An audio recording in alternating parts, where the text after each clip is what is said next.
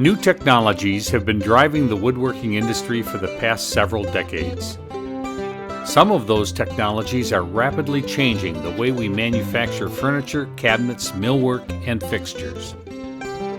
This year, at the AWFS show in Las Vegas, we asked a number of key suppliers to share with us their thoughts about the most significant technologies that will impact the woodworking industry in the near future.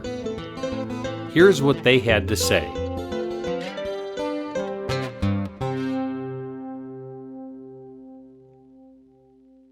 Our biggest opportunity out there is adding value to materials that that are not used correctly today or properly today. We have a situation over in Europe where if you don't automate, you die, basically. It has come to that point, and more of that we see coming our way. And we think we are prepared, and we are more than happy to share that with our customers.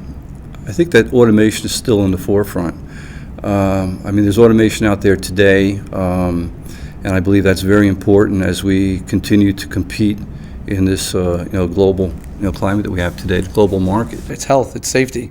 Everyone I talked to, we just wrapped up a deal with the History Channel to do an Operation Build Game Changer, where we will show how our products are safer than anybody else's. It allows the end user to work freely. So for me, it's absolutely, the whole entire industry is going towards safety and health. Today, with lean manufacturing and CNC technology, we don't need to make 500 parts or 100 parts to be able to make a part economically feasible for a customer. I think that the automated machinery and the technology for routing and shaping and cutting component parts automatically is the greatest thing that our industry has going forward in North America. We research extremely in deep what is possible to do on the machine to save energy and to reduce the waste. Technology that can increase the performance and at the same time can make the overall impact on the machine easier. One of the key things our customers always talk to us about is their inability to find labor. So automation, certainly brings them the opportunity to solve that portion of it. All the technologies that there are in our, let me say, our field, the typical technologies, sizing, bending, drilling, sanding, they're all moving really toward automation. In the kitchen segment, I'm seeing, or we're familiar, or becoming more familiar with some of the manufacturers looking to develop more contemporary type product. I guess I would have to go back to the Industry 4.0 thing. I think it does provide a lot of value to the customer, for them to really be able to see what's going on with their machinery, and for those machines to be able to communicate back to the tool holders and the tooling, talking to each other, talking to the machine, and everything in the process, really knowing what's going on. In focusing on power tools, we're finding power tools getting smarter and smarter.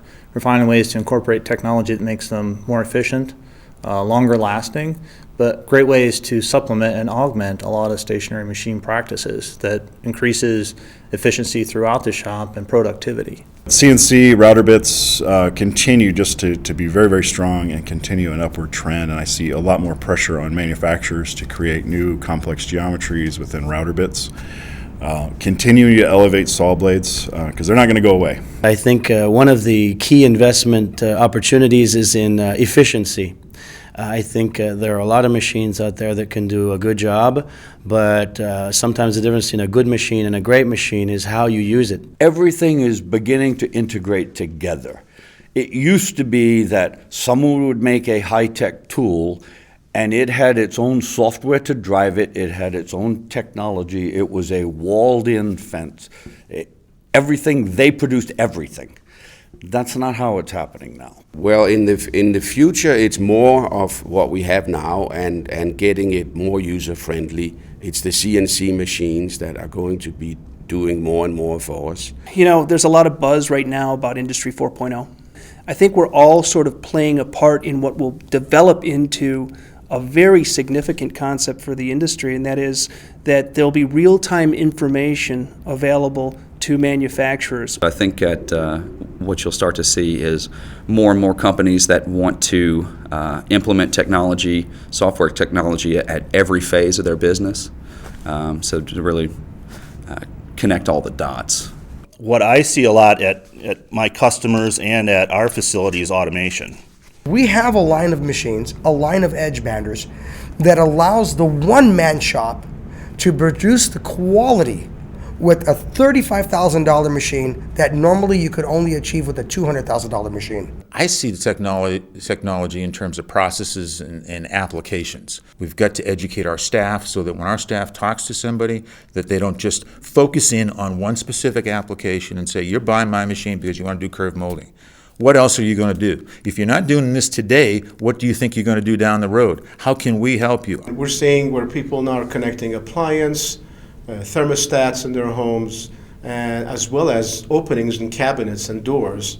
And they want to have access to those openings. They want to have control of them. And we think this is an evolution of providing more freedom, more access to consumers in the marketplace. We're introducing RFID readers, and we're using other things that are potentially ways to access your drawers without, using technology as well.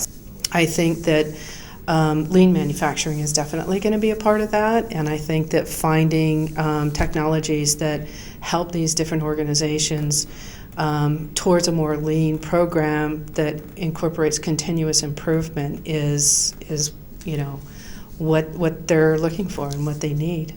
We're going to have to be able to integrate, give the customers the opportunity to customize, manufacture it efficiently in one batch at a time, semi-custom, and have the computers talking to the machines so that it all happens quickly and we maintain short deliveries and we can battle the exports. I think at the grassroots level of the cabinet shop and even a two-man cabinet shop, the successful ones we see today are the ones that are currently leveraging just the basic power of the PC to do everything in their business to help them from design to invoicing. What we're seeing is more on the data side, information to the end users, making sure that they have everything they need at any given time to be able to perform a job efficiently. One of the things I think that can really change the way a shop operates is RFID technology. The industry is embracing zero-edge technology at a very rapid rate. Secondly, the adaptation of vertical boring solutions is very applicable in a lot of our clients' factories. We're going to, as an industry, have to supply technologies that are simpler to use, more purpose-built for whatever the application is, that allows the lower-skilled employee to be successful. The overall wood products industry has to address material handling and the robotics and the automation around it. A lot of the products and systems developed in the past may not have been as environmentally friendly. Not saying it was bad, but they're looking to improve that. They're looking for kind of a healthier long-term lifestyle. With the technologies we have now, you can have on demand people say, I want my kitchen to be this size, set up this way, and we have the ability now with the technology we have to do that quickly, and that's going to continue. People want what they want.